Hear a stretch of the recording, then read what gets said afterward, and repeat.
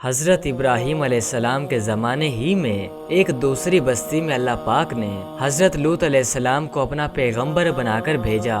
حضرت لوط علیہ السلام کی قوم کے لوگ بڑی بے شرمی کے کام کیا کرتے تھے، چوری، ڈاکہ زنی وغیرہ۔ جناب لوط علیہ السلام کی قوم میں یہ بہت ہی بری عادت تھی کہ وہ ہم جنس پرست تھے، یعنی کہ مرد مرد سے شہوت پوری کرتا تھا اور عورت عورت سے۔ حضرت لوط علیہ السلام نے بار بار سمجھایا کہ تم ایسی بے شرمی کے کام کیوں کرتے ہو جو تم سے پہلے دنیا میں کسی نے نہیں کیے۔ تم عورتوں کو چھوڑ کر لڑکوں سے بے شرمی کی باتیں کرتے ہو۔ ان کی قوم والوں کو اور کوئی جواب نہیں آیا تو کہنے لگے کہ لوط علیہ السلام اور اس کے گھر والوں کو اپنے گاؤں سے نکال دو، یہ بہت پاک بنتے ہیں۔ حضرت لوط علیہ السلام نے پھر سمجھایا کہ دیکھو، جو کچھ میں کہتا ہوں تمہاری ہی بھلائی کے لیے کہتا ہوں۔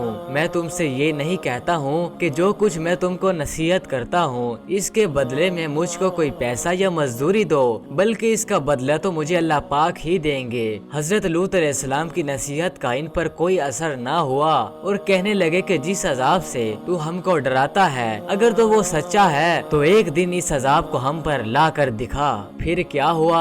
آخر خدا کا غضب جوش میں آ گیا۔ اللہ پاک نے فرشتوں کو خوبصورت لڑکوں کی شکل میں جناب لوط علیہ السلام کے مقام پر بھیجا۔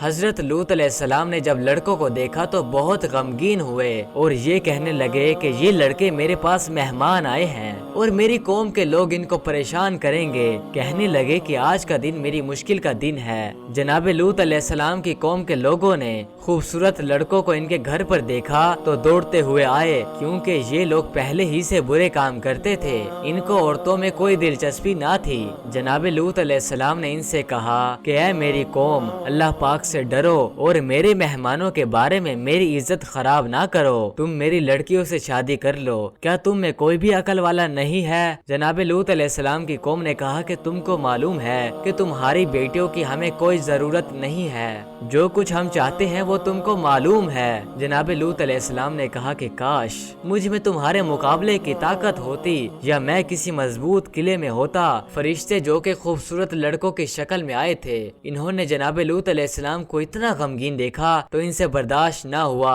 کہنے لگے اے لوط علیہ السلام، ہم تمہارے رب کی طرف سے بھیجے ہوئے فرشتے ہیں، یہ لوگ آپ تک ہرگز نہیں پہنچ سکتے ہیں۔ اب آپ کی قوم پر عذاب آ کر رہے گا۔ آپ رات کے اندھیرے میں اپنے گھر والوں کو لے کر اس بستی سے چل دیں اور کوئی بھی شخص پیچھے مڑ کر نہ دیکھے مگر اپنی بیوی کو چھوڑ دینا، کیونکہ وہ کافر ہے اور جو آفت اس بستی پر آنے والی ہے اس پر بھی پڑے گی۔ اس بستی پر صبح کے قریب اللہ پاک کا عذاب ہوگا۔